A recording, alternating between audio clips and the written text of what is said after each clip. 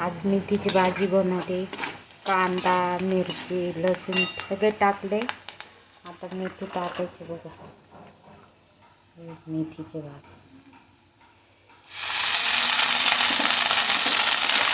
मी कांदा टाकत नव्हतं, तर आज टाकून बघितलं आहे बघा.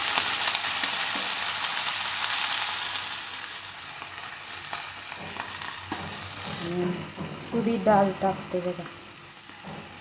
तुरी डाळ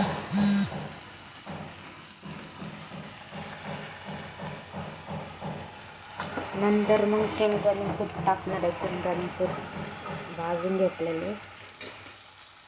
मेथीची भाजी ठेवली बघा. कसं वाटते कमेंट करा, लाईक करा, सबस्क्राईब करा.